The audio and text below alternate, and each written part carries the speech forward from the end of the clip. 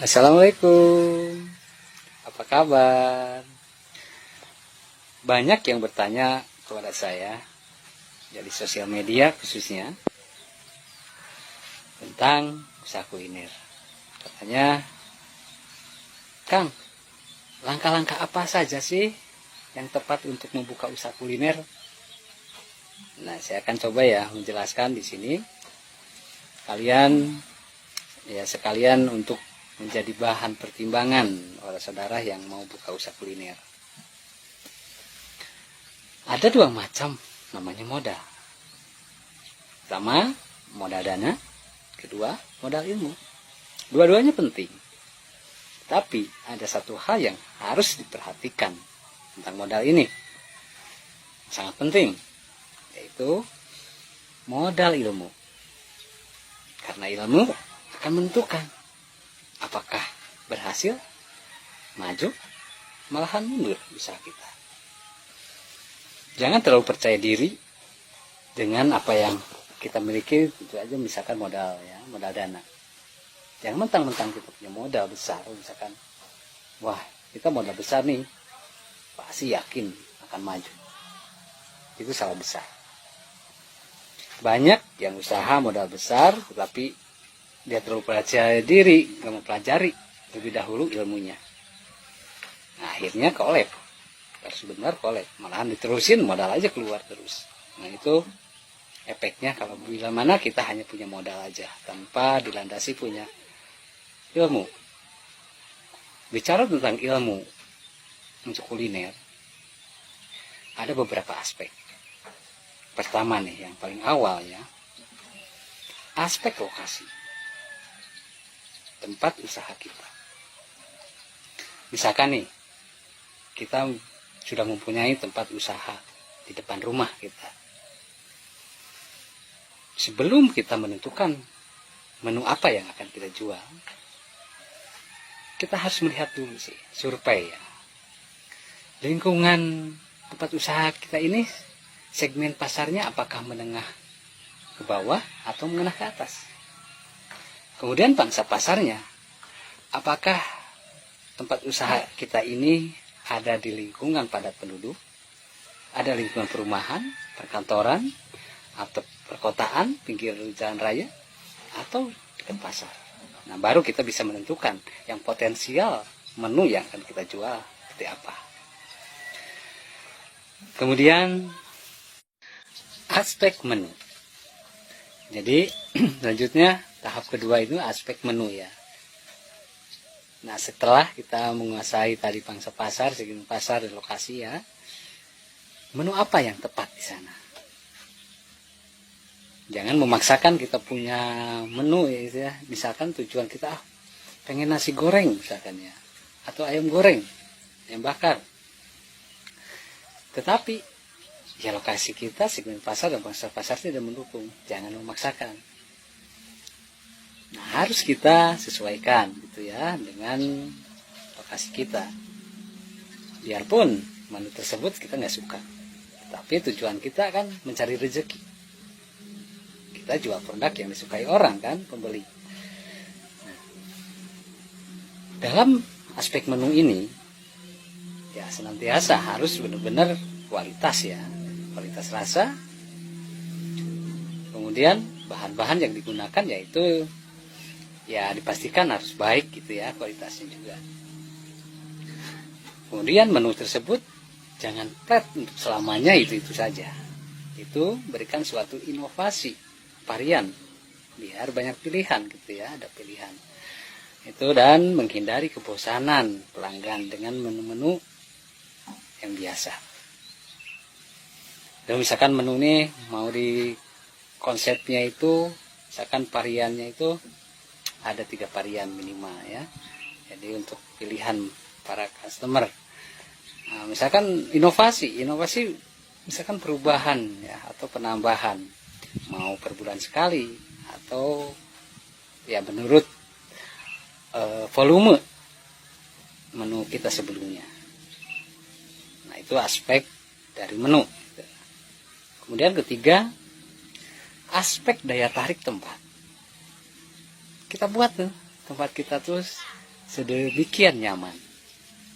Bukan harus mewah, tapi ya seperti bersih gitu ya, penataan ruangan yang tepat, tidak banyak barang yang tidak perlu ditempatin di tempat customer, yaitu menyantap hidangannya. Kemudian buatlah suatu dekorasi yang tidak berlebihan tetapi ya nyaman gitu ya. Nah, itu aspek tempat. Buatlah tempat kita itu dibuat jatuh cinta pada pandangan pertama orang-orang lewat dan penasaran, tempatnya asik, kayaknya bersih. Nah, mereka akan penasaran, makanya dia akan masuk. Setelah itu mereka lihat menunya. Nah, itulah aspek untuk tempat ya. Kemudian aspek keempat yaitu aspek pelayanan. Nah, ini jangan dianggap remeh nih pelayanan ini. Pelayanan dalam usaha kuliner ini, khususnya kedai ya, sangat penting, sangat berperan gitu ya.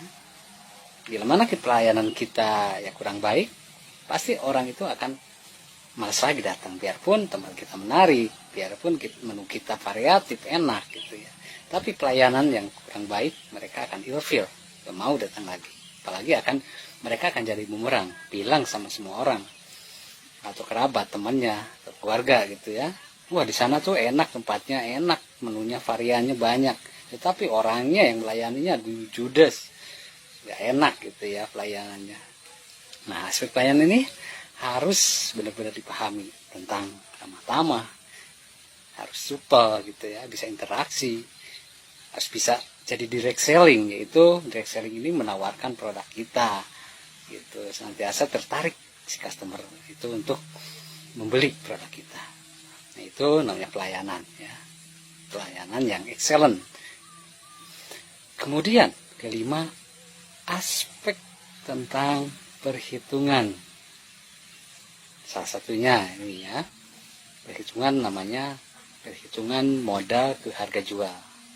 Jadi modal per menu nih, menu kita si A ini modal berapa, tentukan dulu modalnya, kemudian potensial untuk harga jual itu berapa.